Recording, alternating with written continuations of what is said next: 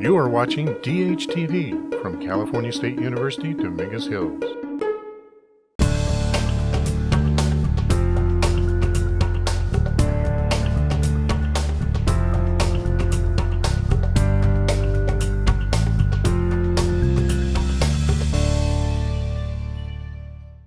It's so great to see everybody here, the folks that are here in person and the folks that are joining us on the live stream as well.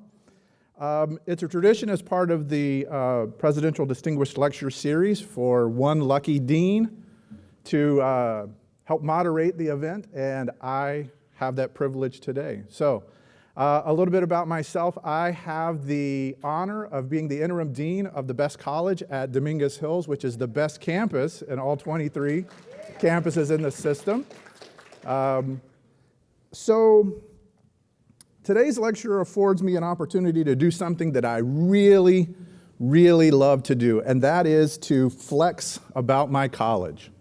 There's a pretty significant competition among all of the deans about, we have our friendly competitions about which college is the best, and they're all exceptional because we're at the best campus. But I would say that no college does a better job of examining the biggest questions that we face as a nation. We don't just ask questions, but we equip our students when they graduate to combat racial and gender inequality, the things that we're going to be talking about today. This conversation about changing the narrative, about increasing racial and gender diversity in the media is one that our college is uniquely positioned to contribute to this conversation. For instance, my college, Arts and Humanities, houses the Women's Studies Department, which is it's on its way to being elevated from a program to a department. We've graduated our first cohort of students. This spring we'll graduate our second group of graduates in that particular discipline. Arts and Humanities also houses the Ethnic Studies programs and departments of Africana Studies, Asian Pacific Studies, Chicano Studies, which is really important because the composition and diversity of our students is reflected in the curriculum that we teach. You'll be hearing from one of our students, one of our celebrated students, Shahid Samuels. Shahid is a major in our communications department, which houses degree programs in strategic communication, what we used to call advertising and PR, journalism, and film, television, and media. So our students, our departments, our faculty are helping to make sure that our graduates are communicating with diverse audiences in a culturally affirming manner. In my college, we think about, we create art, we write about, we talk about, we engage with our communities about questions of what is good, what's beautiful, what's true, what's equitable, and what's just. We study the past in order to create a more equitable and just future. I love my college. It's the college of irascible people. And I love every single one of my students and all of my faculty members because we ask two questions over and over and over. We ask the question, why? And why not? And nobody is better at asking those questions and answering those questions than the folks in my college. We ask questions like, why do systems of inequality persist? So we study the past to create a more equitable and just future. We ask questions like, can we change the stories that are represented in the media? Why not? So we equip our students to not only ask, but to answer those questions. Our students, faculty, and alumni are citizen scholars, they're citizen artists, they're citizen practitioners, and all of them are engaged with the communities that we're here to serve. So, I couldn't be more excited about being asked to participate in this event, and it just confirms that I do have the best job on campus because I get to go to dance concerts, theatrical productions, music concerts, engage with brilliant students, remarkable faculty every single day. So, it's my pleasure now to introduce the president of California State University, Dominguez Hills, Dr. Thomas Parham.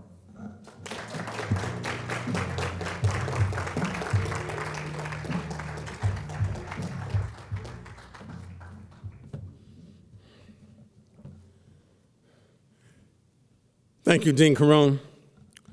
Let me say good afternoon. I want to welcome all of you in the live audience as well as those on live stream. We are grateful for you to be here. When I became president of your California State University, Dominguez Hills, I inaugurated this presidential distinguished lecture series. And I had a goal of showcasing CSUDH as the place where important and consequential issues would become the topics of critical discourse and analysis. Our program today, entitled Changing the Narrative, Diversifying Voices in Media and Film, deals with just such a topic. It's a vital issue, and our featured speaker is uniquely qualified to speak on this topic. She's a native of Colombia, who has blazed trails in both her native country and here in the U.S. She is currently the co-anchor of Univision Network's flagship evening newscast. And it's important, I think, as I think about Noticiero, Univision, and as our guest serves as the network's primetime news anchor, right, for Aquí y Ahora, here and now. She's the first Black woman to host a national news program in her home country, Colombia, and the first Afro-Latina to anchor an evening newscast for a major broadcast network here in the United States. That sounds like an applause line to me. She's also an author whose book, My Time to Speak, Reclaiming Ancestry and Confronting Race, details her rise in the news industry, the barriers that she faced along the way, and how she has overcome fear and hatred to become the successful and inspirational face of Univision News. Ladies and gentlemen, it is important to think about media personalities and particularly news anchors in this way, because our power in this case is always not just the position and the title we hold, but rather our ability to, right, define and frame the narrative, to present visions for other folk to see that are more authentic and real, to allow the voices from the real everyday people to speak as loudly as they can without the suppression that often comes with their social position, right, that may not quite measure up in other people's standards about what that is. Our guest has been in the space. And so we'd like to spend a moment to think about welcoming her into this space. And I'm delighted, I think, and it gives me a great deal of joy, particularly during Women's History Month, to be able to welcome our special guest, Ilia Calderón. Hello, California State University, Dominguez Hills. Thank you, Dr. Parham. Thank you, faculty. Thank you, staff, and especially you. Thank you, students. I am so humbled by this invitation.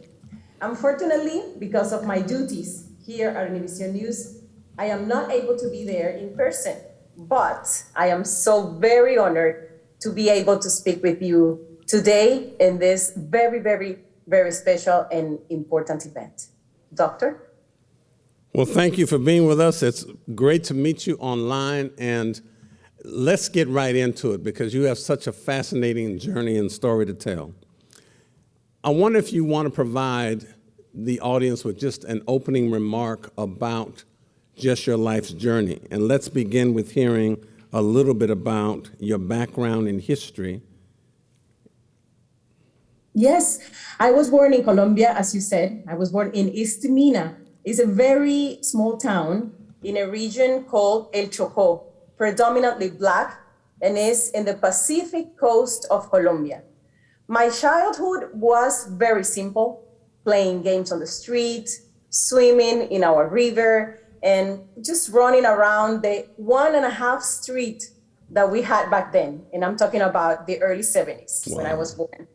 El Chocó is a state abandoned by every single government in Colombia. and ransacked by our own politicians. A lot of corruption. We didn't have electricity when I was growing up, or we didn't have running water. Our clothes were ironed with a charcoal iron. And for this young audience, I want to explain what a charcoal iron is. It's a device made of iron with a hole in the middle where you put charcoal, burning charcoal, and you grab it from the top to iron your clothes. My clothes and my uniform were only and always on point. If we didn't do homework before sunset, we had to do it with a candlelight or with a kerosene lamp. But we were happy because we didn't have any other option, just to be happy. We didn't know better, and by the constant inattention from the central government, we were forced to believe that that was the life we could have access to. My grandmother was a teacher. My mother used to be a teacher. So education was and is very important in my house. Education has been the key to our success. A diploma was and still is a big treasure in my house.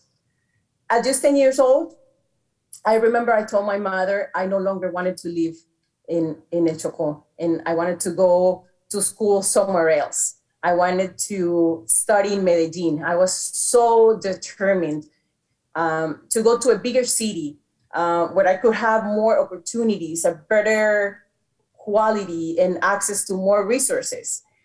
And living in Medellin, unfortunately, I felt discrimination for the first time in my life because of the color of my skin. El Chocó, as I told you, is predominantly Black, so we were all the same. But when I go to Medellin, I encounter white Hispanics predominantly. That's a region with white Hispanics predominantly. And I was, around 11 years old when I started a new school, trying to make new friends, going through a lot of changes in my body, my face, pimples, and all that stuff, trying to make new friends in a new school. And one morning, I remember, before assembly, I was walking by to take my spot at the morning assembly that we had every day. And one of the older girls took a step back and said this, "Negro ni mi caballo." That means Black, not even my horse. It was a very difficult moment. I felt alone. I felt confused. I felt angry. I couldn't respond. I was shy. I didn't have friends. I didn't have any support. I wasn't able to speak up for myself. I wasn't able to self-advocate. I remained quiet.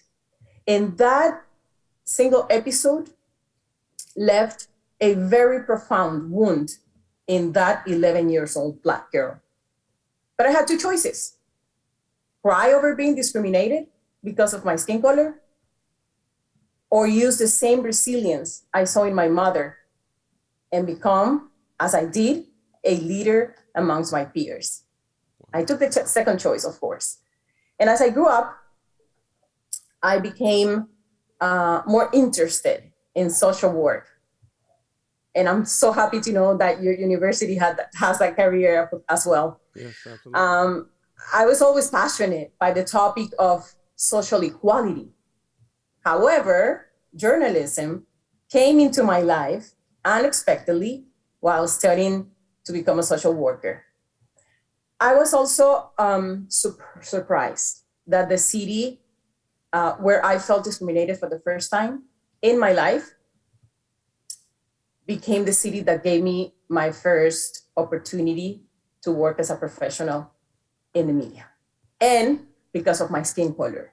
The company I worked for wanted to make sure that there was diversity and inclusion on the screen and hired me for a local newscast in Medellin, and that was in 1994. Wow. I worked at that company for 3 years before becoming a national anchor, but I'll tell you about that experience a little later. Well, it's fascinating to listen to the story as you unpack it, because for our audience and those on live stream, there are a couple of important issues. I've stylized a piece of African wisdom over time that says life at its best is often a creative synthesis of opposites in fruitful harmony. Fancy way of saying sometimes your greatest strength can be your greatest weakness, your greatest weakness, your greatest strength. Your desire to move to a big city to provide and explore more opportunity led to your first incident with that level of discrimination. It also reinforces a lesson that lots of us learn, that racism is not just local but a global phenomenon, and that it impacts folk. However, it isn't the point that somehow you were exposed to that incident, but rather how you decided to respond to it both in the moment and throughout your career that then led to other opportunities, because that same city that allowed you to experience your first moment of discrimination also provided you with an opportunity to fulfill what now is an all-star career. What a blessing that is. Out of tragedy comes triumph. Thank you. And also, I was 11 years old, very immature, going through a lot of changes. And I didn't want that girl to determine the state of my mind and to get in the middle of my dreams. I wanted to become a professional, and sitting there crying and thinking about what she did to me and feeling bad for myself wasn't going to allow me to move forward. And since I told my mom that I wanted to move to Medellin, I felt that it was my fault, right? Kind of, I needed to endure. If this is what I need to endure in order for my mom to keep me here, then I'm not gonna say anything.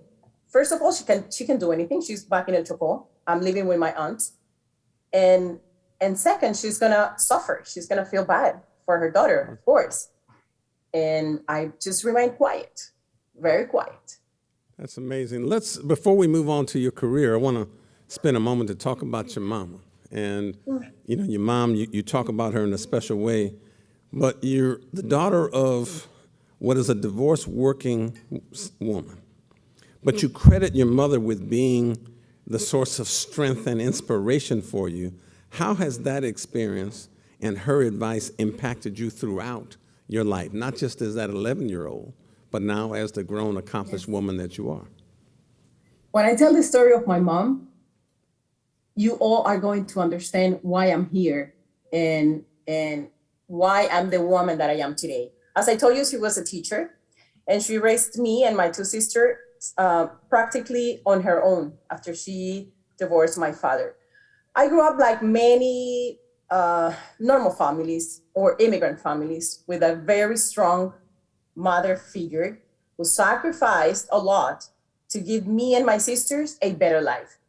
She is the oldest of 6 siblings, 3 men, 3 female. And when she was carrying me in her womb, she was pregnant, she lost her mom, my grandma, and her younger sister in a plane crash. I survived because God is great, because my mom was about to have a miscarriage after receiving that news that her mom and her sister died in that plane crash. But it also meant for her to become the mother of her siblings because she was the oldest. And she started working alongside with my grandfather to provide school opportunities for all her siblings. And when the last one graduated from the School of Engineer, a construction engineer, she started studying. She postponed her dreams to work and pay for school for her siblings. And when the last one graduated, she started going to university. She wanted to do languages. And she started, when my mother graduated from university, I was in high school. She's a very resilient woman. And she did everything with such grace, determination, and resilience that, as I told you, a lot of what I am today is because of her. I had the best role model, I have the best mentor, and I had the best mom. And I thank you for sharing that and just being real and authentic with the audience, because you talk about that a lot, I think, in your story, but I wanted them to hear what I know, right, about how important she was and how she influenced your life. So as our clock is ticking in, I want to make sure we capture as much as we can of your time. Know that the California State University Dominguez Hills is 87% students of color. So we have a very, very broad mix of multicultural women and probably almost 70% women. So I wonder if you can share with this audience and those on live stream the barriers you had to face in becoming a national anchor in Colombia and now in the United States, and how you dealt with the rocks of resignation or those stones of stagnation that got in your way towards your career. I never dreamed of being on TV because I never saw someone like me playing an important role on TV in Colombia. I never had a Black person. I never saw a Black person as a national news anchor. There was no representation on the screen for Black or for Indigenous. So being an anchor or being on TV wasn't, not even in my dreams. But when I was working in the local news as an anchor, the only Black anchor in Medellin and in the local business, a casting took place. They were looking for a national anchor. And all of my female co-anchors, my colleagues, they were called to the casting. I was never called to the casting. And this is important, what I'm going to tell you, because one of the anchors that was there that barely knew me was my ally, became my ally. She advocated for me. She told them, there is someone that you don't have here. You need to bring Ilia Calderón to this casting. She's not here. Turn on the TV, because her newscast is at 1 p.m. They turn on the TV, they watch me, they call me. I attend the casting in the offices of the headquarters of the newscast in Bogota, the capital of Colombia. And the very same day that I did the casting, I was chosen and I landed the job. That's how I became the first Black person to anchor a national cast in my country, Colombia. And it is important for the ones that have the opportunity to be an ally and to advocate for someone else. She didn't know me well, but she did the right thing. She did what she was taught in her house, to be fair, to be honest, and to advocate for someone else. When one person is denied an opportunity and you have the opportunity to open that door for that person, do it. Do it. I said, even if it meant for her, because she casting too, she did the casting too, and she wasn't chosen. So she put her dreams at risk, but she was doing the right thing. I landed the job, she didn't. But guess what? My co-anchor resigned, and then she came to work with me. It paid off. What she did paid off.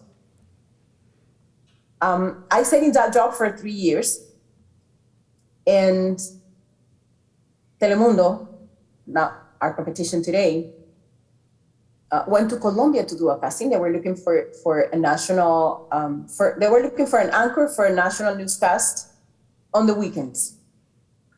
Guess what? They did the casting. How did I learn about the casting?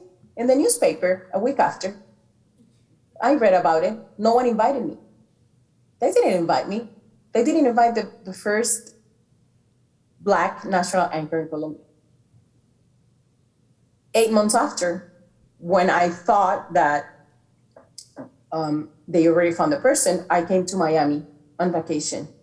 And through a friend of a friend, I asked to have to know how international news, how they work, how my colleagues work here. I was always like eager to learn and very curious, and I wanted to know more. And I went and I met the vice president of talent. And the first thing she asked me was, We did a casting in Colombia, but you were not there. I didn't see you there. I said I wasn't invited. And she called the president of news, Joe Pernin. This person that called Joe Pernin is, because I love to be grateful and say their names. Maggie van der Water, the vice president of talent, called Joe Pernin, the president of news, and told him, I think I have the person you've been looking for. He said, I'm busy now. I have the editorial meeting. I can't go. And she said, well, don't tell me I didn't tell you. Guess what? He showed up at Maggie's office, minutes after. We met. I did a casting. And 2 hours after, I was sitting at the CEO's office, and he offered me a job to move from Miami to the United States. Wow. That sounds like an applause line too right there, right?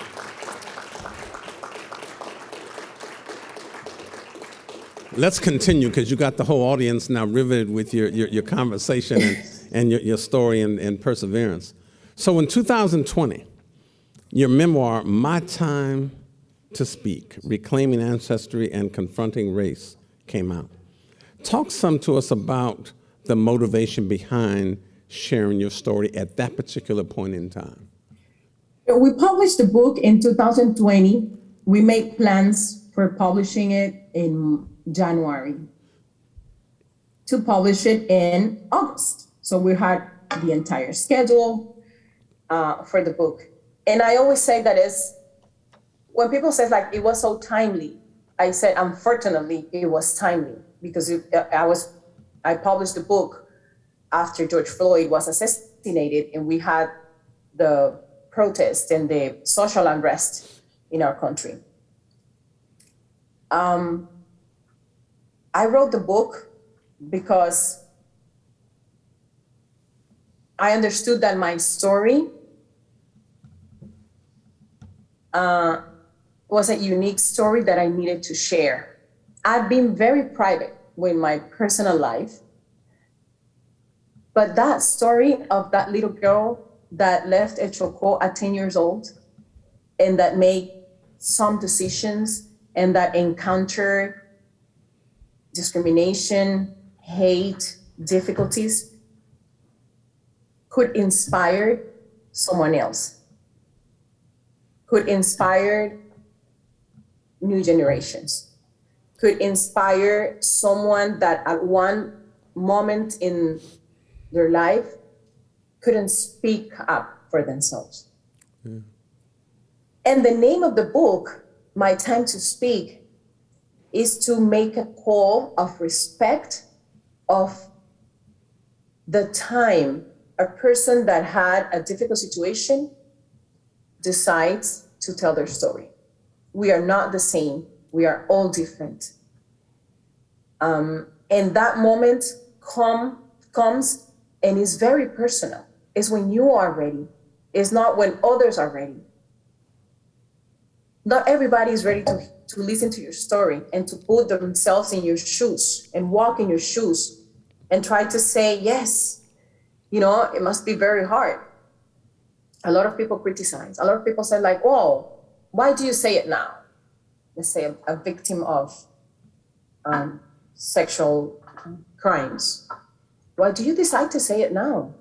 Well, we should not criticize that person. It's when she is ready to tell the story. We need to respect the time. We need to respect the terms when they tell their stories, when we tell our stories. Our job is to listen, not to judge, to listen, to understand, and to try to see through someone else's lens. Yeah. And to understand their life. That is, in 2020, it was my time to publish my book. I love hearing that, yeah. Story. I love hearing that and love you sharing that with the audience. It's amazing to look at the 11-year-old who decided to be silent in the face of the discrimination she faced. And now the 2020 Ilia Calderón, who decided that she didn't need to relate to what was adult-like situations in childlike ways and came out, and I'm loving that. I think there's a lesson in that for all of us. I know our time is clicking down. I want to get to some more questions. We're loving this. So you won one of your 2 Emmys. Don't worry, doctor. I'm like a guest that doesn't want to leave. Doesn't want to leave the house. We're loving again. Comfortable, and we can talk a little bit more. You honor me, I think, and all of us, I think, here at Dominguez Hills with your presence. So thank you again. So you win one of your 2 Emmys in 2000, I should say, 17. And you did an interview with the Ku Klux Klan leader, Christopher Barker, when you withstood what I understand is just a barrage of threats and slurs while pressing him on his beliefs. So I'd like you to share with me and the audience, what did that interview teach you about race and racism, but also what did it teach you about yourself in that moment of adversity? It confirms something that I knew, that racism is not something exclusive that affect us as Black people. It affects us all. And it's a problem that we all have to face together. What my audience, the Hispanic audience, needed a little bit more information and be educated about racism. We have racism in every single country in Latin America. But the worst thing is that we don't recognize those aggressions and microaggressions as racism. The phrases about the hair, about the hips, about not marrying, a Black person, the way they see us as, probably descendants of people that were enslaved, that for us is a reason to be proud, but for them is a reason to diminish. It just confirmed that I needed to do that, and I needed to see hate in front of me and confront him, and go back to him and try to make him realize how wrong he was. It was impossible. He grew up like that, and he's raising his kids like that. As a woman, and as a Black Hispanic woman, sitting in front of hate was hard for me. The slurs, the threats. It was a moment hard to endure as a person. But I was there as a journalist, and I had a duty, and I had a document and a job to do. So I basically swallowed that me and grabbed that resilience that I learned from my mom and the strength that all these years have given me to confront him. Just to confirm that racism, discrimination is a problem that affects us all. All. And we have to face it together. We have to fight against it together. We have to educate ourselves. It is very hard to, for a grandmother, a mother or aunt, to unlearn the bad behavior. But we have to try it. We need to be informed. We need to educate ourselves before going to educate our kids and our elders. It's not easy. The mission is not easy, but we have to commit to do it. If we want some change, we need to get involved. Amen to that. I oftentimes remind colleagues and people I consult with that there are a lot of institutions in this country that haven't fundamentally learned the difference between a desegregated environment and a truly integrated one, where people can see themselves reflected within the fabric of the institution, but the person also can help to change some of the policy and practice.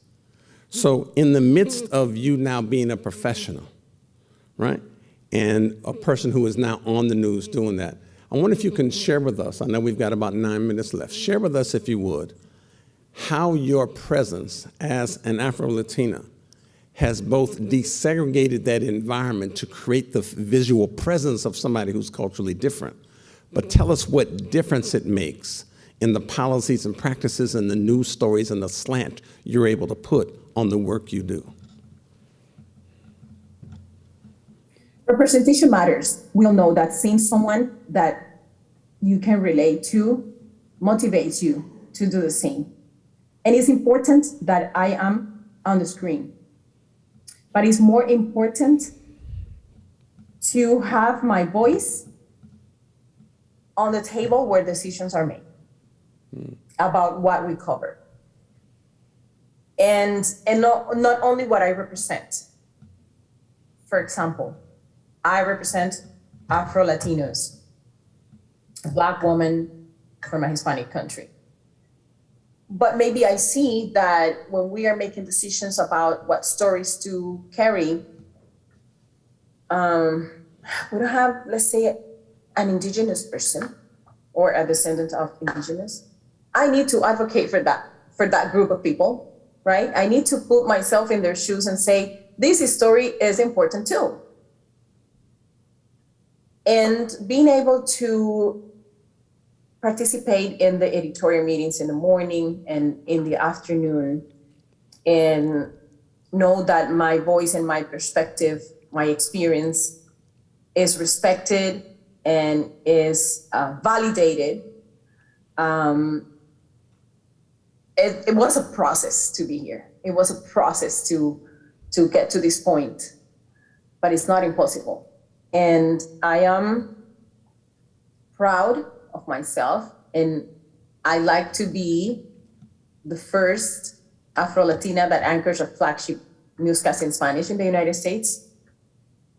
It sounds beautiful, but the compromise and the commitment is even more beautiful, right? What am I going to do being that?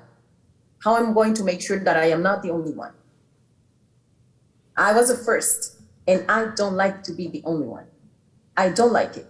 And I need to work to make sure that that door that one day was open for me, or the door that I fought hard to open, remains open for the ones that are coming behind me, or for the ones that are with me, fighting to work in the media. And it's important to be on TV. Everybody likes to be on TV. It sounds like, glamorous, but it's as important for you guys that are studying to be on the tables where the decisions are made. Producers being on the field and being able to say, hey, we are in this neighborhood. I know better. I want to go there. I grew up like that. I can tell that story. I can write it. I can be the cameraman, because, the lens where you see through that story in that neighborhood that looks like yours is going to be much better than someone else's that was never there. Absolutely. That never need the experiences. Absolutely. Yeah, absolutely. So let's stay with that for a moment. I know we've got just a few moments left, but I'd like to say, how are you using your position, or do you plan to use your position to advance issues of both gender and racial equality in the business that you're in? Already there in those meetings. And with the company, in 2020, it was a group created, it's called Culture, where we educate and we keep this issue as an important topic for our company. We constantly talk about the issue. We celebrate our prominent figures in the Black community and in the Black Hispanic community. And little by little, that space and that speech is more welcome in our, not only in our company, but outside our company too. Step by step. Step by step. But you know what is important, and that is a said in my region. Never gets tired who was forced to fight for everything. Something like that. I don't know how to translate it in English, but if someone understands Spanish, es nunca se cansa quien nació donde por todo hay que luchar. Never gets tired who was born in a place where you had to fight for everything. So you never get tired. You need to keep the fight up and the motivation and the drive. And when you dream for you, your dreams are important, but your dreams are little if they are only for you. You need to dream for you and for others. How beautiful and how important it is to see the product of your fight reflected in someone else's success. That's so beautiful. In African tradition, there's an Algerian psychiatrist named Frantz Fanon who argues that each generation out of relative obscurity must reach out and seek to fulfill its legacy or betray it. And it's pretty clear that you've been fulfilling that legacy, and we appreciate that. We've got just a couple minutes left, but I can't leave here without you talking really to our students. We've got 17,000 students on this campus, 87% students of color, right? We're just a multicultural mecca. But what advice would you give to our students going into the media and film or other young people who are looking to follow in your footsteps? The advice I can give to students is about the same advice that I give to myself, every day, and what keeps me really motivated. And is keep your dreams alive. Remind yourself that you have to keep working for your audience, for your community every day. You have to recognize others when they succeed, and of course, learn from them. If it's in your power, help them to achieve their dreams. Advocate for others.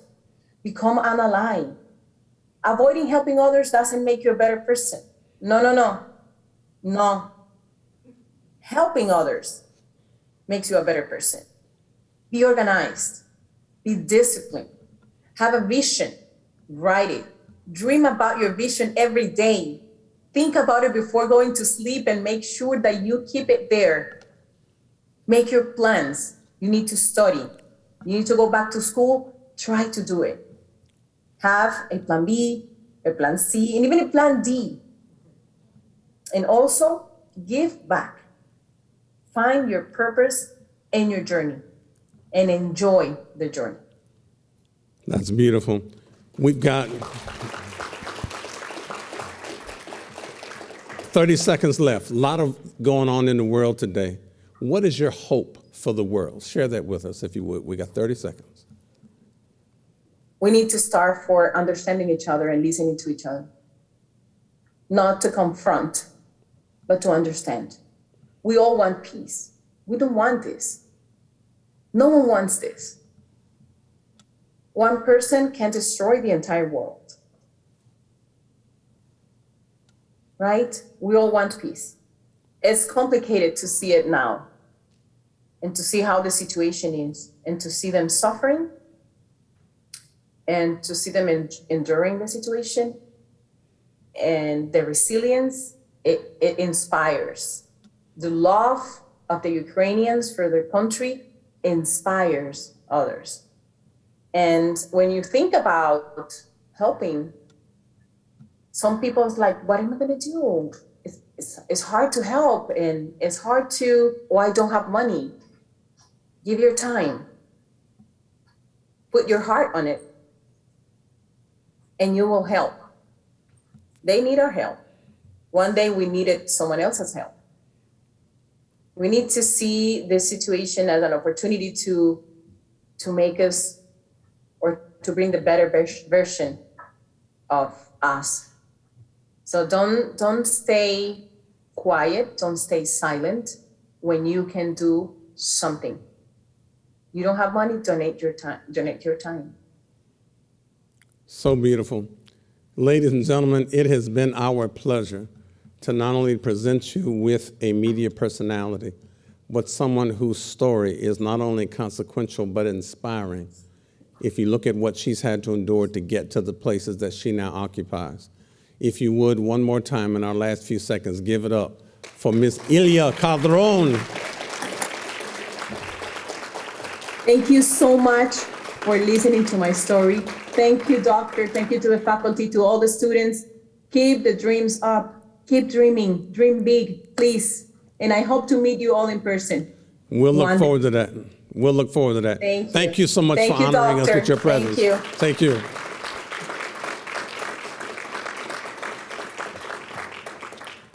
Wow. What do you think? Awesome. Yeah? It's amazing to me, I think, to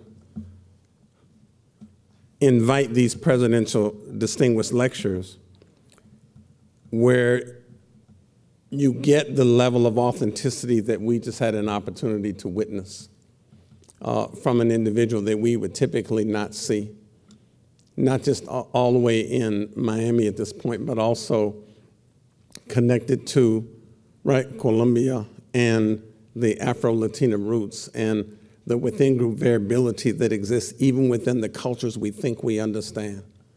And wow, what a story. There are a couple of takeaways that I hear there. And I thought I would summarize these before we turn them back over to Dean Calderón. The first of those, I think, is taking back to that 11-year-old girl who simply was playing in a space before then,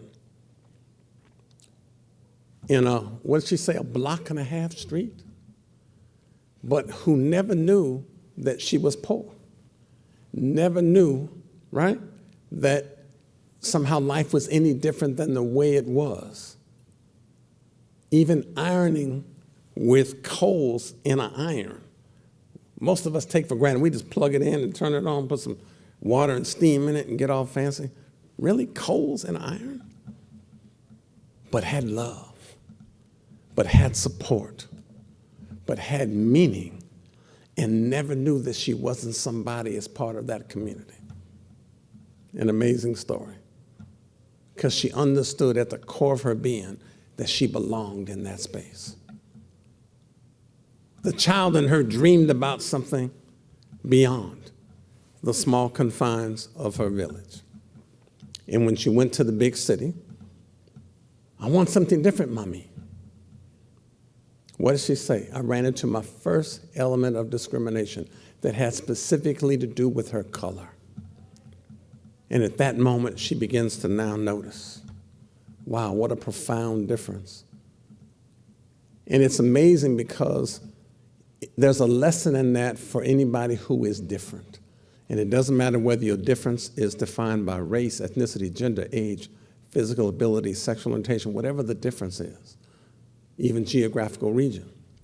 Anytime you step outside of your comfort zone to travel and traverse a space that is different than you are used to, there's a certain anxiety that is conditioned to that element of your identity because of what that means to people and how they treat difference in the world. And there's a challenge for all of us in her story about whether we decide to suppress that part of our identity and mute the silence, much like she did with the girl, or decide that, no, I'm going to allow this element of my identity to demand expression, which is what she did. There's a lesson in this story about the fact that even in that taunting and in that moment of disappointment and anger and fear, she never allowed that to create a permanent chip on her shoulder and deny her the opportunity, right, to take advantage of an experience that was presented to her later on, where she then became an opportunity, right, to do something that she always wanted to do in the same place that had taunted her even as a child. there's a lesson in that.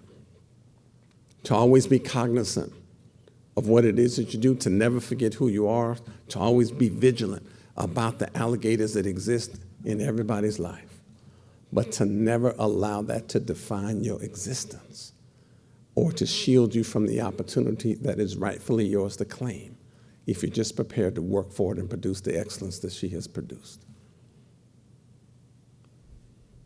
There's another element of her story I think that is also important, because she talks about the idea of getting up to the space, and she couldn't quite put specific attribution around it, but her suspicion, if you listen to her narrative and what she said but she didn't say, is that she knew that somehow she was being excluded from opportunities even once she got into network and media and other places based on one of those demographic elements.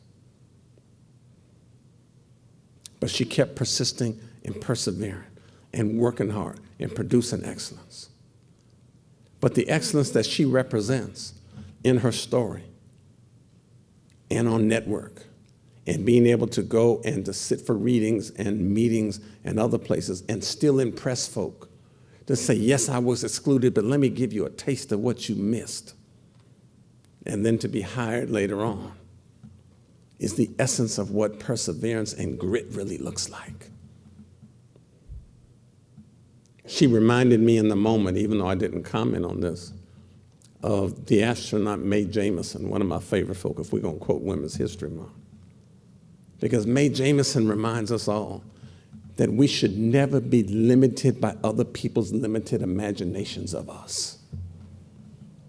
That is the essence of Ilia Calderón. She also talks about the idea in her story about how even when she's on network, it allows her to then push that platform to open doors of opportunity. And so in her story is an obligation to say, even though you arrive at a specific plateau, that the plateau is not the ultimate journey. It is a process that forces you, compels you almost at the core of your being to keep pushing open doors for other people who will come behind you, or for other people who are right there in your midst who may not have the same opportunities. And you, in fact, may be in a position to then help others in the way that they helped you. That is the essence of reciprocal exchange and in paying it forward. What a blessing it has been to have Ilia Calderón with us this afternoon. But you're in for another treat. We're not done, because we have a panel of folks to talk about this notion of media. So with that summary, let me invite one more round of applause, just because in the African tradition, we're going to pour a drop out for the ones who couldn't make it, right? But I want Ilia Calderón to just feel our spirit, to know how much we appreciate her being with us today, even on live. One more time for Ilia Calderón, if you would.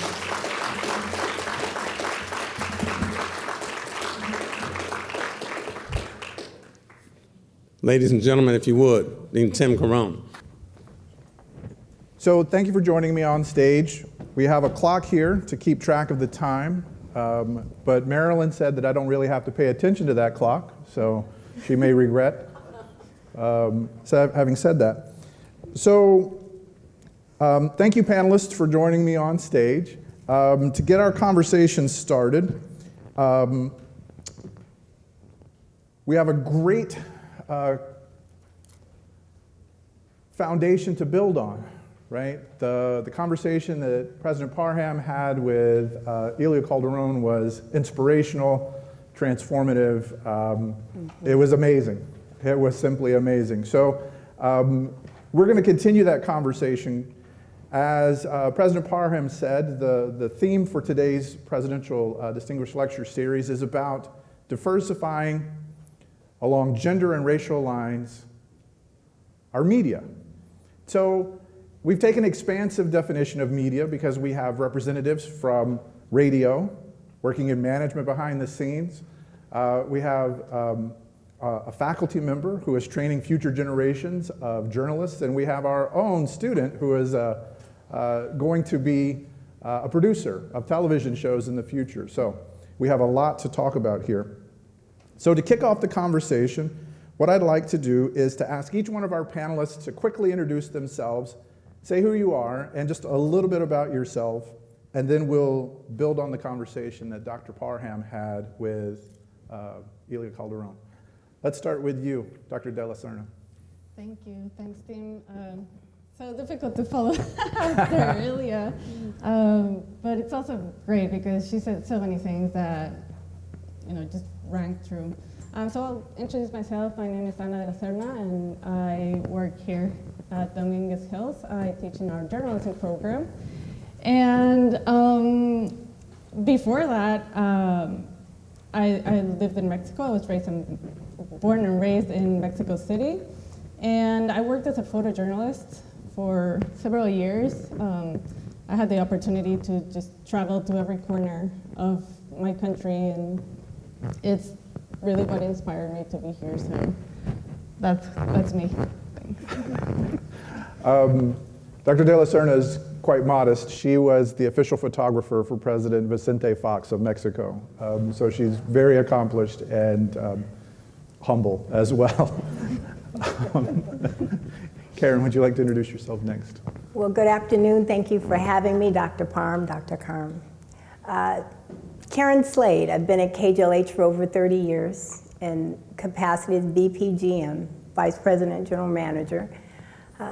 KGLH has been around for over 50 years. It has been in African American hands, ownership, and management for over 50 years, serving the African American community of Los Angeles. We're licensed to Compton, California, and I got my undergrad degree at Kent State and my graduate degree at Pepperdine, and I'm from Cleveland, Ohio. So anything I can share with you, any lessons that I've learned the hard way, if there's value in it for you, I am happy to share. Well, thank you for being here and sharing your wisdom with us today. Shahid. Hi everyone, good evening. Thank you for having me and giving me this opportunity. I'm really excited to be here. My name is Shahid Samuels. I'm currently majoring in film, television, and media here at DH, and I'm set to graduate this spring, so if anyone wants to hire me. Also, I was born and raised in St. Elizabeth, Jamaica, and I have been living in the US for about 5 years already. And also, as the dean said, I am looking to go into producing and maybe writing for TV. And currently, I am working here in the local student union as their student assistant. And that's me. Great. Thank you, Shahid, for that introduction. So much knowledge, so much wisdom, so many important insights that Ms. Calderón shared with us. But I'd like to start with you, Dr. De La Serna. What observations do you have about the experiences and the insights that she shared with us? There were so many things that she talked about that, like I said, just really resonated with my own experience, everything from being an immigrant, being a woman, being a single mother. All of those things just are also a part of my life. So I felt very represented by her words. I think that I was very, very lucky and I was privileged growing up. To the point where, I got the job, like I said, that allowed me to travel to see everything from the poorest municipalities in Mexico to the richest, most affluent people in the world. So it was people like Ilia when she was little, right? People who live in very precarious conditions that really inspired me to continue and to try to do everything I could to give back to my community. So when she said, we need to figure out how we can give back, for me, that's my reason for being here. With so many students who are Hispanic, who are children of immigrants, or who are immigrants themselves, it's just an honor and a privilege to be able to teach them and to tell them how valuable they are and that they belong, not just in Univision or in Telemundo, but in every single network and in every single newspaper and every single news outlet out there. So yeah, I think that's one of the biggest things that we really need to work on, to not just have more diverse voices. Like, I think that this whole discourse about having representation, having more diversity, has been around for a while. Now we really need to talk about how to create equitable opportunities for everybody, right? There's people who need more opportunities than others because some people have more privileges than others. And that goes for, many different circumstances and many different identities and many different things. So that was, one of my biggest takeaways, and I hope that we now see our students inspired by her words and going into CNN, I'm going into, if they want to go to Fox News, if they want to go to wherever they want to go to, the stories of the Latin American Latinx communities here in the US, they need to be told by people who are from the communities. Mm-hmm. So not just like people like me who immigrated, or like Ilia who immigrated, but people who are born and raised here and who speak English, right? What about Latinos who speak English? Where are they? Where are their stories represented? We don't have that in the news. So, I don't know. That's such an important point that I hope we'll come back and we'll pick up this thread in talking with all of our panelists about as the media, the field of media has exploded and diversified, right, with streaming platforms and where we get our news online and all these different outlets, how is it that we can make sure that diverse voices are not siloed, but are present in the whole spectrum of media, right? So for the next question, I'd like to ask you, Ms. Slade, can you share a little bit about your career? In particular, how you came to be the vice president at the radio station, and why it's important for representation at the management level. And before you jump in, one of the connections that I thought was so important about Ms. Calderón's comments, right? To not only be the face in front of the camera, but to be at the production meetings making decisions about what stories are being told. So with that insight and the question, tell us a little bit about your experience at the radio station, at the management level, and why it's so important. Well, that's my passion. It's important for so many reasons. When I was coming up, I knew I wanted to get an education. I had no idea what I was going to specialize in. I had no idea what my skill set was. All I knew was, a child of a single mother. I knew I had to go to college. Similar stories. First to go to college in my family. Got there. What the heck am I going to major in? I don't know. So you take general studies, general classes. And there was a lady in the news one evening, I don't know, her name was Dorothy Fulhine, and I was like, oh, I could do that. That's what I could do. I could do news, right? I can't do news. So just a little background. In my undergrad, they had a program when you went into telecommunications, which is the precursor to broadcast journalism, which is probably the precursor to new media. Back in the day, there was a cable television production, and you go through the ranks. So you learn audio engineering, you learn lighting and script writing and directing and producing, and it came my turn to be host. And I couldn't do it. I perspired, my hand, well, you see I talk with my hands. Not good for television or anything else, but. So I just realized this is what, I've got a 4-year degree, I'm coming out to do television. I did my internship at NBC, I'm ready, but I couldn't do it. I didn't have it within me to be that person. And that's what I banked on, that's what I counted on, that's what I got my degree in. I was really disheartened because I'm like, I've got too much anxiety. I could not get it. But that didn't deter me. I decided I was going to go out and try to get a job in broadcasting anyway. No one would hire me. No one. I mean, I got my degree, I did my internship, no one would hire me. Now, this was in the 70s. So I ended up at Xerox, and I had a good career at Xerox. I was over there for over a decade. I rose to regional sales manager. However, I was so dissatisfied. I was really dissatisfied. I mean, I was making good money, and my family was proud. I worked for Xerox, a major corporation, but I was so unfulfilled. Not only was my dream deferred, it had evaporated. Even worse, I didn't measure up, or I felt I didn't measure up. When I couldn't get in, all of these barriers, they seemed to just be blocking me. They were external to me. But the true, I guess, barrier was within. I didn't have the confidence. I had too much anxiety. I brought that to the table. Long story short, Steve offered me the position of general manager. He hadn't had a general manager in a couple of years. I'm like, how are you running the station with nobody? Where are you going? There's nobody to lead. So I talked with my family, and they were like, you're going to leave Xerox? You're going to leave Xerox? Like, yeah, I'm gone. I'm out of here. Because I always wanted to get back into broadcasting. Never thought about radio. You know, radio's not too glamorous.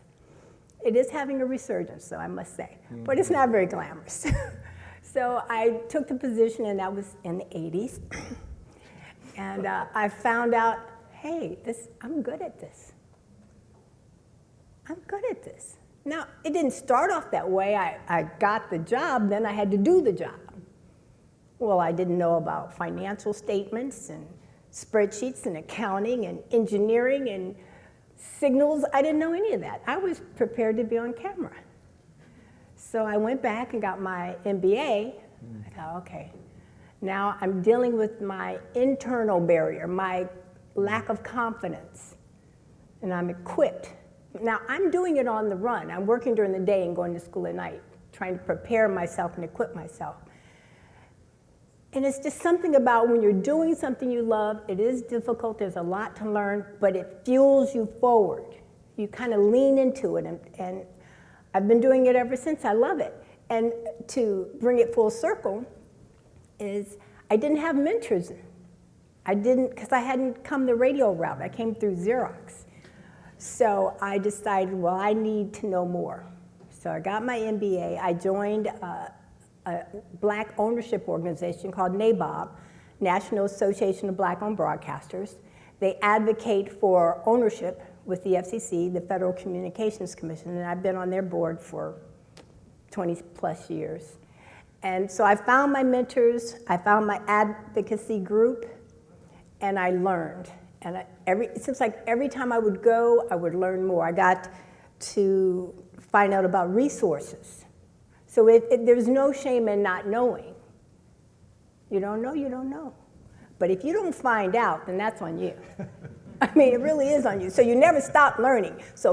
But when you're doing something you love, you lean into it, you engage. So I guess if I would say anything, the beauty in the journey is even though I had to pivot and my dream was deferred, I landed right where I needed to be. It's very fulfilling work, it's very satisfying work. And at the management level, to bring it back, management level, C-suite, or ownership, you have the ability to make the decisions. You know, how do you want the company to run? You know, what's your goal? What's your ambition? You can put it in the policies. You can make sure it's implemented the way you want it implemented. So there's power and there's responsibility in management. And it's wonderful when it's done right. And even a small station like KJLH, how many of you know KJLH? Yes. It's not a big, major broadcast conglomerate. It's a community station. But it's very satisfying work, it's very fulfilling work. We train, we develop, and they go on to do some wonderful things in the community and at large. So it's great to go general market media, but it's also very satisfying and fulfilling to do community media, community radio. Well, thanks for sharing your story. And I don't know that Told anybody everything. here would believe that you didn't succeed as a broadcaster because you are gifted as a storyteller. And yes. Oh, thank you. Thank you. And your point about the importance of policies is so important because to change the narrative, we can't rely simply upon good intentions, No. but we need policies, right? We need rules, we need measures to ensure that everyone is seated at the table when those decisions are being made. So that's such an important point. And again, I think you may have a third career ahead of you. So Shahid, you're a student here at Dominguez Hills.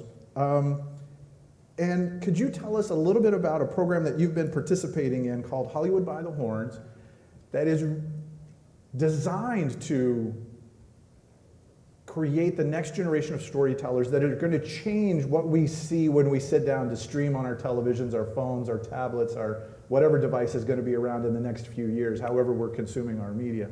Tell us a little bit about that program and what it's meant to you and how it's helped put you on a path to become one of those decision makers like Ms. Slade's talking about. So as you mentioned, Hollywood by the Horns is an extracurricular program here at DH that complements existing courses in the film, television, and media BA program. And what it does is provide students with opportunities to connect with industry professionals and to learn more about the different paths in the entertainment industry that they want to take on. And what some of the programs that they have provided us are master classes. We've gone on field trips. We have an opportunity to be in the FTV and mentorship program, and also listen to industry professionals come in every week and speak to us. And I've had the opportunity to be a part of the Hollywood by the Horns, well, the Cinestory screenwriting masterclass, where it was interesting to me to listen to the group leaders, to hear about their experiences being in the screenwriting field and how they got to where they are. So we learned about writing for TV, which I'm more interested in, and also my peers in that program. It was very interesting hearing about them speak about the stories that they want to tell and why they're telling those stories and why those stories are meaningful to them. And that helped me to even figure out why do I want to do this? Why do I want to write these characters? And what do I want these characters to portray to other people when they see them? And I've also had the opportunity to, to be a part of, this semester I'm a part of the mentorship, FTV and mentorship program, where I have been paired up with a mentor who's already in the field, and we've been meeting each month to better prepare me for post-grad and to figure out how to portray myself professionally to be hired by potential employers. I've also had the opportunity last year to get training to be a production assistant in the industry, which is basically an entry-level job to work on sets with the cast and the crew. So Hollywood by the Horns provided that for me, and that wouldn't be possible without the university's support of the Hollywood by the Horns program. I love the plug there at the end, without the university's support. And just as you were saying, Shahid, those professional connections, the mentorships, the introductions are so important for our students to make that smooth transition from being a student to being a working professional. And as you said, Karen, right, if you don't know, that's on you, but you got to ask. And so so impressed, Shahid, with your grit, resilience, like Dr. P was talking about earlier, to follow that dream, but the one thing that our Dominguez Hill students have is that fire in the belly, right? That they are motivated, they are achievers. So this is a question for everyone to think about. Now that we've gotten to know you all individually a little bit better and had a chance to sort of hear a little bit about your stories, I'm wondering if we could talk about what effect, if any, do you think the pandemic and the social justice movement has had on diversity in the media? Where we are now versus where we were maybe just a few years ago. Do you want to take a first stab? I can jump in if you don't mind. Yeah. As I mentioned NABOB earlier, National Association of Black-Owned Broadcasters, and part of their advocacy has been to get congressional laws changed or modified to include more minority ownership. One of the things they have failed miserably at, I hate to say this on mic, over the years is to get major corporations and advertising agencies to place buys with minority-owned media. They may target minorities, but the cash flow, the advertising dollars, doesn't trickle down. This is one good thing I can honestly say I have seen since the unfortunate death of George Floyd. It seems like all of a sudden, with that visual death, people's eyes became opened. And it hasn't stopped there. It's a slow process, of course, but many people are starting to see how unfair some of these existing systems are.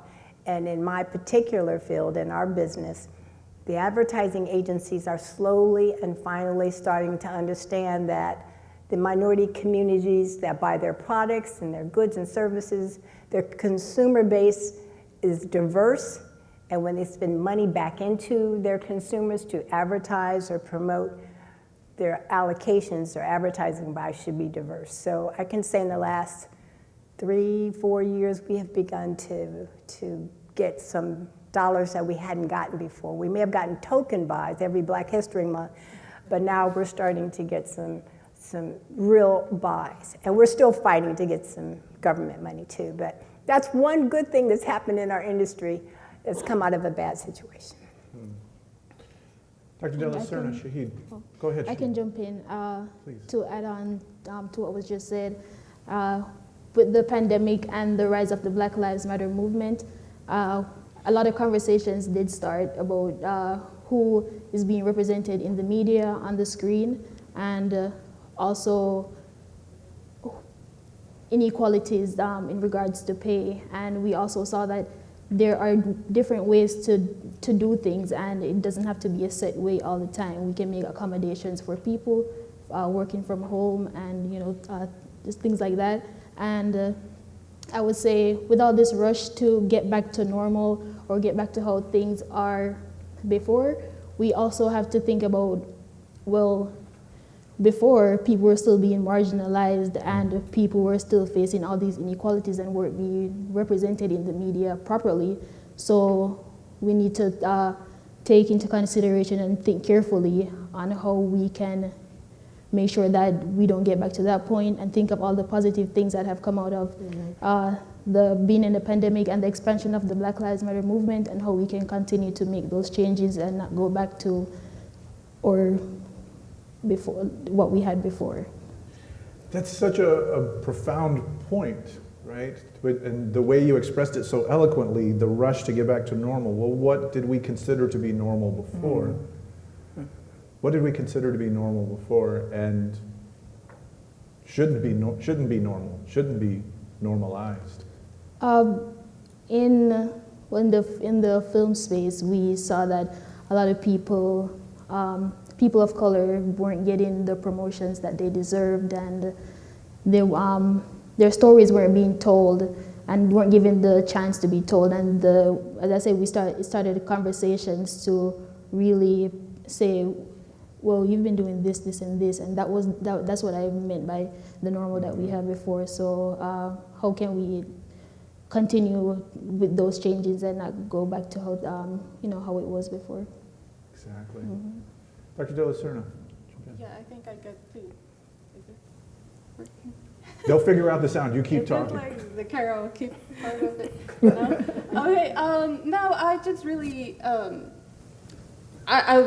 One of the things that we talk about when we're in class talking about Latinx media is that some of the first newspapers for Latinos here, when we had the revolution in Mexico, a lot of people came to the United States to try to make a living and so on, and they started creating a lot of newspapers and media, and basically what those were meant to do was to expose all of the mistreatment and all of the inequality that there was towards the Mexican people and the Latinos living here in the US. And little by little, that kind of got lost because they didn't have the revenue. They didn't have, it wasn't a business, right? It was something that was about empowering people and about social justice, and so they lost like that business side.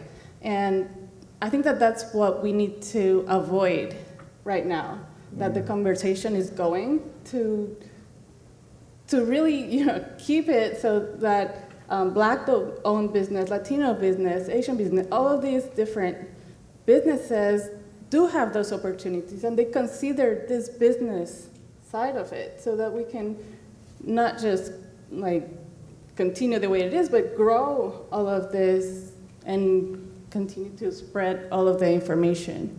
I know it's not glamorous to talk about money. I'm a capitalist, perhaps. But it's important. It's the lifeblood of any business, and broadcasting is a business. And you need resources to hire, to train, to develop, technology cost. It's just critical. The bottom line is this. If I buy your product, your goods, your service, then you should reinvest in me. I'm investing in you. I'm a part of your profits. It's good business to support people that support you. I don't think I can say it any basic than that, but it gets lost. It gets lost. Even I understand that. You say it that plainly. So to change gears just a little bit, we started talking about this in the last conversation a little bit, but I want to drill down a little bit deeper and ask this question. From each of your perspectives, how has new technology and social media helped to increase opportunity and diversity? I can. Go ahead. You're the generation. Go for it. Shahid, I think you know more about emerging technology than the rest of us. I would say what I've seen on social media are industry professionals who they might put out video series. Like I've watched producers who put out video series, and they basically talk about what really goes into production and providing tips for other persons who might be looking to do that also. And I've seen where other established even writers who they might send out a tweet saying, hey, reply, if you reply to this, I can put you reply to this saying what you do and where you're trying to be, and they've reposted that to put those persons in the spotlight, opening the floor to more opportunities, and that has given them the opportunity, has helped a ton of people to get the opportunities that they were looking for. And in terms of technology, we see where technology has become smaller, easier to carry, and cheaper. And that is helping a lot of filmmakers to produce the movies that they want to produce. And this is not something that's new. With the development of the video camera in the 80s, we saw where people were producing more movies with non-linear editing styles with Final Cut Pro. We saw where people were able to do that even on their phones. And one movie that I can think of that's a great example of that is the movie Tangerine. It was filmed on an iPhone, and if you haven't seen that movie, I highly recommend that you watch that. It's really great. So that's what I have to say about that. I'd say the great thing about technology and living in this age is these new social media and digital platforms allow you entry. If you have something to say, you can say it. You can record it. You can video it. You can get it out there. You can grow your brand. Coming out of school, you're equipped. You have everything you need. But now you've got to build your brand. You can perfect it. You can get rid of all that anxiety and build confidence. As you elevate, you have something to say. If other people are interested, it will grow. And it will raise your brand to the point that many people in a hiring position, they're looking for you, but they don't know where to find you. And if you look the same coming in with your resume or applying online, how do you differentiate yourself? How do you stand above? They do look at social profiles. They really do, so be careful what you post. But they look, it elevates you, it allows you entry. So it does present a lot of opportunities. As an existing business, it also allows us to remain relevant and as a touch point. Even though audio never really went out of style, and podcasts prove that the audio is, is still viable, but it also allows you to expand your marketing brand to a younger generation with your core, introducing them to your core. So it's not just radio, it's a media company now, because you're cross-platforms. So it's a great opportunity for you. Dr. Delisar. Yeah, no, and definitely if you don't grow with the times, if you don't change, if you don't evolve, your business is going to die, right? So Sure. Absolutely, keeping up with new technologies and social media and all of these things is really important. For our budding journalists is one of the greatest tools for information gathering, right? You can get information about anything, about anyone. If anybody wants to try looking themselves up, everything is on there. So it's a very, very powerful tool for everybody to have. And not just for producing and gathering, but also for presenting your stories, for really representing the stories that you want told. Like Karen was saying, it doesn't have to be that you get hired and you get published. You can start to do that on your own, and you can start to show that, and people will see the quality of your work, right? So that's very, very important. I always recommend that every student who's about to graduate has the best portfolio that they have. Don't wait for people to give you assignments or give you homework to write stories. You can go out there and write your own stories, right? And that's so important, to tell the stories that are important to you. Please, nobody Google me. There are some non-flattering photos. I'm trying to clean those up. So we are way past time, but I don't want to start fielding questions from the audience, whether they're online or they're here in the LSU ballroom with us in person, without this last question. When Dr. Parham came to our campus and he initiated this lecture series, it was transformational for our campus because the university is usually a place where we talk about the things that have been said and have been done. But this lecture series really recasts the university as a place where we don't just rehash the conversations that have been had in the past, but we're really engaging in conversations that will change the direction of where we're going as a society, as a culture. To change not only higher education, but the impacts that we have on the communities that we're here to serve at DH. So, the question that I'd like to ask each one of you to reflect on is, what would you say isn't talked about that you would like to talk about? What's the thing that, out of the questions that we've been discussing up here today, is there something that this is your moment to pose the question or to offer a piece of advice or wisdom that maybe it's somebody who's influenced you, but what's the thing that we haven't talked about that you really hope that we will talk about? Can I go? Go right ahead. I want to say Cal State Dominguez Hills doesn't get the credit that it deserves, and our film students don't get the support and the opportunities that they really and truly deserve. Hollywood talks a lot about seeking new voices and diversity, but we're here and we need that. So, you know, bring it on. We need the support, and we need.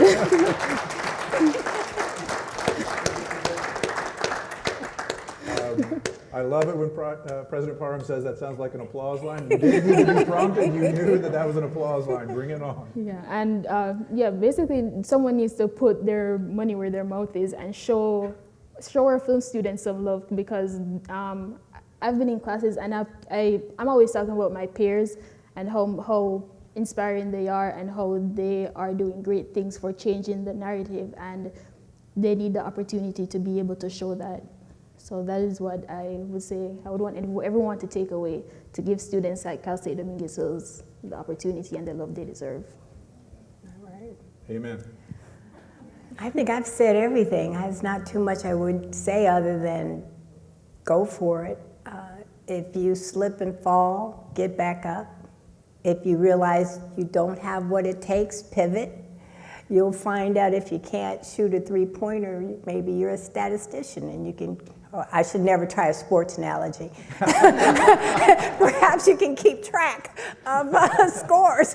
You know, you can still be in your chosen field.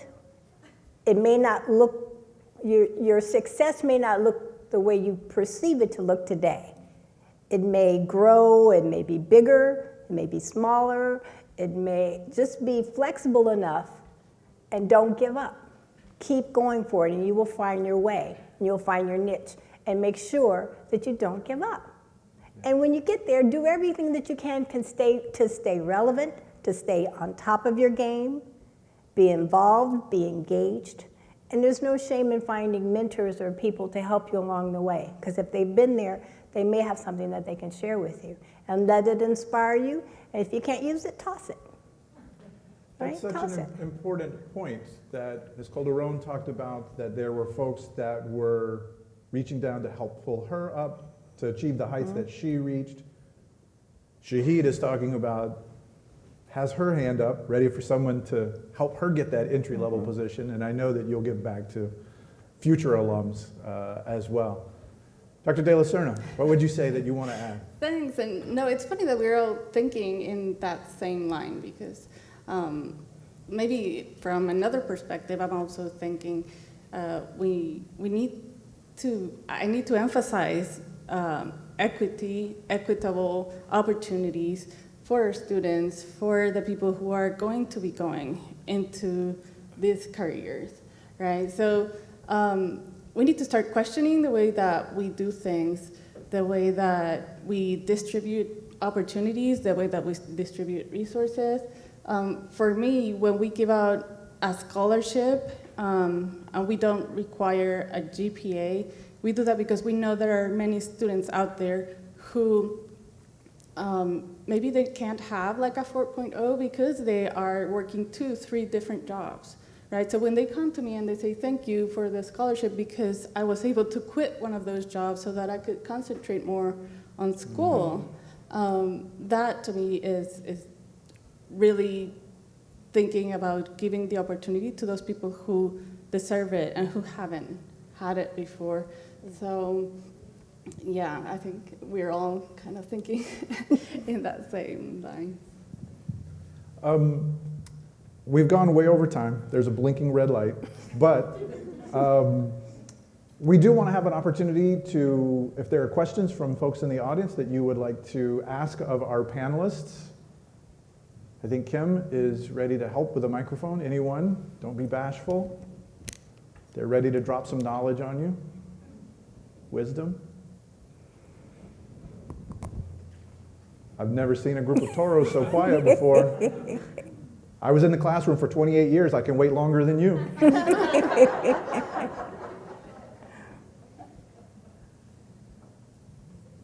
Okay. Question from the audience. Hi, my name is Katrina. I have a question for Ms. Slade in particular, only because you had a career path and then you kind of were halted for a moment. How did you persevere through that uncertainty and just have the especially like just knowing that you had anxiety about it already? How did you continue to push forward and know that you were going to find your path with going the complete opposite way? I know. That's a good question. I didn't know that I was going to make it. And I had made it at Xerox. I was successful. I had the title and the resources, and I covered 6 states. I covered the Southeast. I mean, I had arrived according to my family. You know, it's a bigger footprint than where I am now. But it was I was unfulfilled. It was work. This is joy, if that makes any sense, because I'm not saying it correctly. But when I was at Xerox, I accomplished all my goals, I hit the targets, and I, elevated up the chain to a certain position. But with each position came more responsibilities, but I wasn't happy. I didn't really enjoy it. In my current position, which from the outset may seem like a smaller position, it's not as glamorous perhaps, but I get to do everything I want to do. 22 years ago, we were seeing some health disparities in the African American community. So we decided to do something about it. Lupus was on the rise, and one of the ministers gave us their church. And so we did a session on lupus in the African American community. 22 years later, we're going to be at Long Beach Convention Center. And it's now a women's health expo. And we have helped women with screenings, get diagnosed with cancer early. I mean, there's just so many stories here on this campus. After doing, maybe 15, 16 years of women, the guys were like, hey, what about us? Everything's women, women, women, women. So then we started the Men's Empowerment Summit.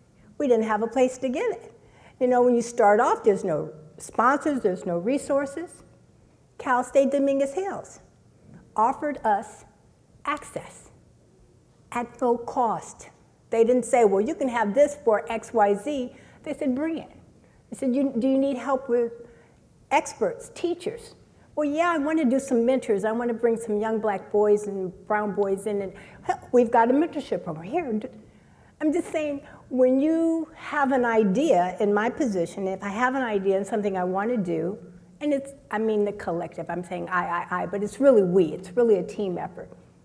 We put our heads together, we decide we want to do it, and we can implement because we're in a position of power. And then we have community partners and resources available to us, like Cal State Dominguez Hills, that offered us this help and this assistance to bring it to fruition. That's fulfilling to me. It may not be glamorous, but it's also satisfying. It never ceases to amaze me, the resources at the university. Any question you can ask, there's somebody who's an expert on our campus Yes. about health, about the media, whatever it is, that we will find somebody to connect you with to help you fill that need. Other questions from the audience? Yes, I got a question. About my major, that's about political sciences, and the plan is for me to go into the media. I'm not planning to be a politician. What I plan is actually to criticize every politician in the world, and so I'm gonna be a critic. So I'm just exploring the media because my plan is to go in there and be a critic. And so where would I begin? I'm just exploring because my plan is for me to go into the media. I would start with a podcast. If you have, I'm sorry, I just jumped in. No, jump in. in. I would start with a podcast. If you obviously know your own mind, you have strong opinions, I would double check my facts before I went out there. But I would, because it's going to be controversial, so be prepared. But that will also elevate your brand, probably swiftly, depending on who you target.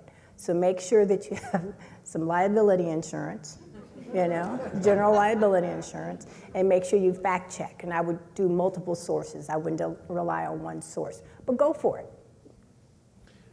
Great question. Dr. De La Serna. Shahid, what would you say? Go. No, I would sort of tell you that, the journalism program is out there, and you can come take some of our classes. Of course, you're more than welcome. But I've had students, I recently had a student come in and tell me, but I'm a business major, and I want to be in the media. What can I do? And I told you have to rethink how you see yourself, right? You can be a journalist, and you have like all this expertise on business. So you have a niche right there, right? So if you're talking about politics, about writing op-eds, writing other stuff, go for it, You already have all that knowledge. So now you have to pick up the other part of it, right? The media part. And that's why we're here, to help all of you get to where you want to go. Great. Questions from the audience? Nope. There's someone in the back. I think I recognize that gentleman who just raised his hand there.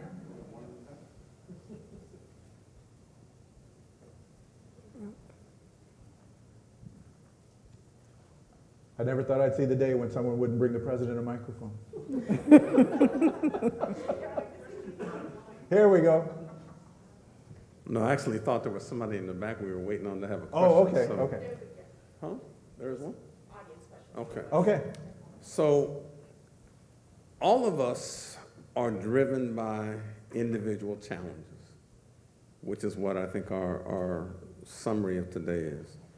We have stories, we have dreams, but one of the common themes that Mila Edmond reminds us of has been about our interdependence. We're all caught in that inescapable network of mutuality and tied to a single garment of destiny. So in the spirit of independence, I want to do a play on Ms. Slade here. And when I grew up in LA, KJLH Radio, that acronym, stood for kindness, joy, love, and happiness. Mm-hmm. So I'd invite each of our panelists to think about, given this topic about the media and given this topic about how do we advance, what would be the kindest thing media could do? What would bring you more joy? What's another way the media could show more love, right? And what would make all of us happy in that interdependent way? Kindness, joy, love, and happiness. Go. Well, I can say in my position, I need to listen more, engage more, and take heed. So many times I'm in my office working feverishly. I just got our license renewal, I should say that Monday, for 8 years. So I'm always have these projects I'm trying to work, trying to meet a deadline, trying to do this. And there may be a intern, street teamer, air personality, and you kind of see them circling out the door, and you're like, I'm too busy, I don't have time to talk. Something I could do more of is get my head out of my reports and engage, or get up from my desk and walk down and engage. I think that would make a better workplace, whether it's something good they want to say or not. They will be heard, and then, if a change is required, make a change. Always address any outside issues, and just be more present, and maybe not so much in my report or in my head. So I think that would probably make my team happier, and ultimately, I would benefit, so I would be happier too. Absolutely, I couldn't agree more. Like being mindful, being in the moment, appreciating what is around you, having more conversations with the people around you. And if that translates into our students and then therefore into the media, having them tell these stories, not just the bad stories, not just like the injustice, but the beautiful stories that we have in our communities, right? Those should be out there in the news, certainly as well. So yeah, that's something that we can certainly encourage, and I think that we do encourage that kind of thing. So yeah, I hope to see that. To add to that, I would say sharing opportunities that that goes in hand with kindness, and also sorry.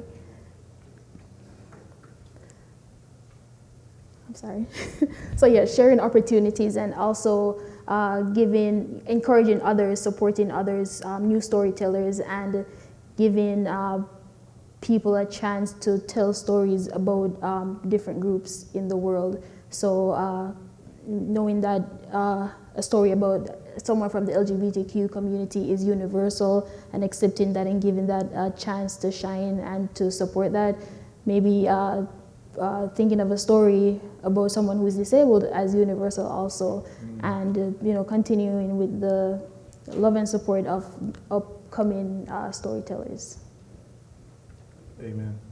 Great job, panelists, and Shahid, you have crushed it today. Thank you. So this is your chance, folks, to employ her. Do we have time for one last question in the back? And then we'll let Dr. Parham take us home? Yeah, so from the webinar, okay. There was a comment to Shahid from Maria Gail Kennedy. Go for it, Shahid. And then someone had a question, really a comment about how inspired she was by Ilia Calderón's story.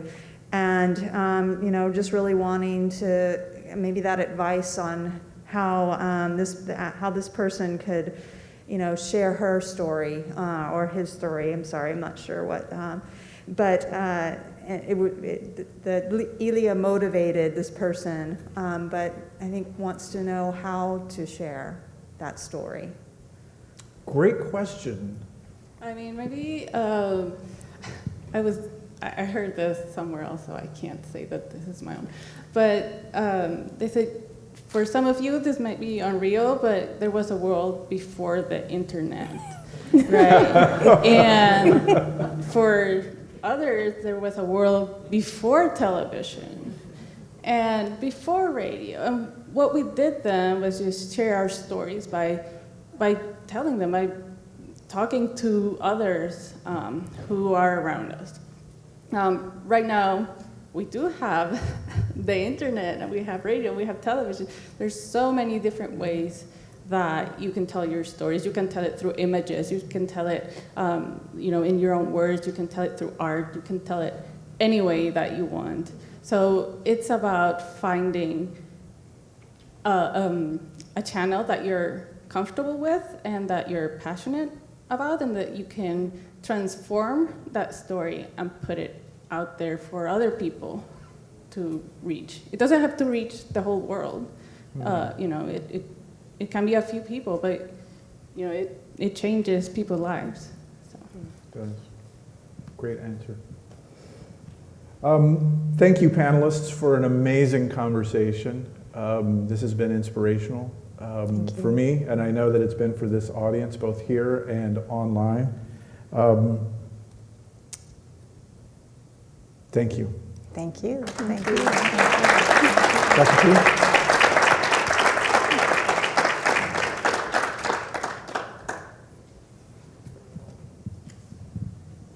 One more time, if you would, for our panelists.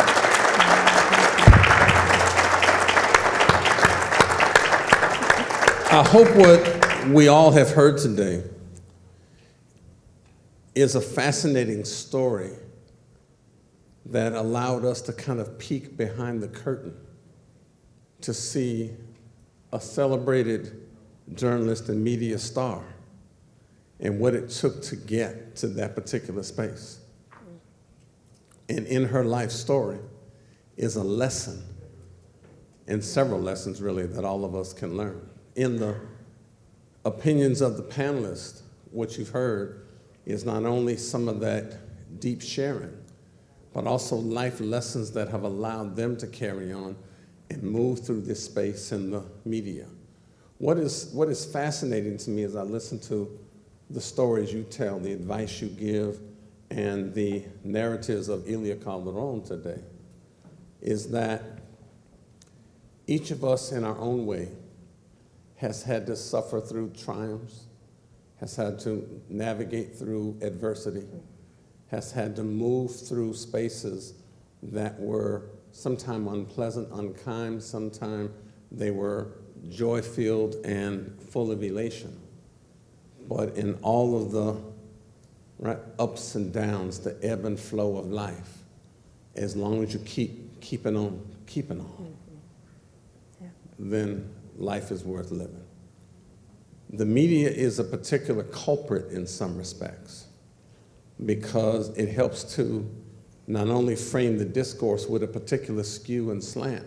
So you're right to not only read one newspaper or fact check in one place. You got to check multiple sources because depending on which outlet you pick up, you'll get a whole different slice of the pie. You think we're talking about apples and someone thinks it's applesauce and someone says, no, that's apple pie. And it looked like the same apple to me, but okay.